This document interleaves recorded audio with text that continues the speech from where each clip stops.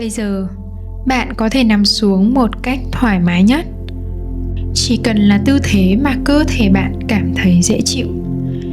Có thể ngay lúc này thì bạn vẫn đang nghĩ về một điều gì đó chưa xong, một cuộc trò chuyện vẫn còn dang dở, hay là một nỗi lo chưa có lời giải đáp. Và tất cả điều này đều không sao cả. Bạn không cần cố ép mình dừng lại những cái suy nghĩ đó, bởi vì thật ra là bạn có cố thì nhiều khi cũng không được đâu. Giờ thì hãy thử làm một điều rất nhẹ, là đừng đi theo những suy nghĩ đó, nhưng cũng đừng đẩy nó ra làm gì cả. Chỉ cần bạn nhìn nó như thể là bạn đang nằm và nhìn những cái đám mây trôi qua bầu trời. Có những đám mây đến rồi đi, có những suy nghĩ đến rồi lại nối tiếp nhau, nhưng mà bạn không cần chọn cái nào ở lại. Bây giờ hãy nhẹ nhàng đưa sự chú ý của bạn về cơ thể của mình. Cảm nhận phần lưng đang chạm vào giường, phần vai đang dần nặng xuống, khuôn mặt thì đang dần mềm ra. Bạn không cần cố thả lỏng, chỉ cần cho phép cơ thể được trùng xuống. Nếu bạn nhận ra tâm trí mình bắt đầu nói tiếp, ngày mai thì sao? Việc đó phải làm thế nào? Liệu mình có ổn không nhỉ? Thì bạn có thể khẽ mỉm cười rất là nhẹ và thử nói với chính mình một câu: không cần biết bây giờ, không cần biết ngày mai, không cần biết thêm một câu trả lời nào nữa. Ngay lúc này không có gì cần phải hoàn tất cả. Hãy để mình ở trong một khoảng không, nơi mọi thứ có thể chưa xong nhưng mà vẫn ổn. Và khi âm thanh của chuông bắt đầu vang lên, bạn không cần lắng nghe nó, chỉ cần để âm thanh như những gợn sóng rất mềm đi qua cơ thể bạn. Mỗi rung động không làm bạn ngủ, mà chỉ đang làm cho mọi thứ bên trong bạn chậm lại. Và trong sự chậm lại đó, có thể có một khoảnh khắc nào đó bạn sẽ nhận ra mình không còn bám vào những suy nghĩ nữa.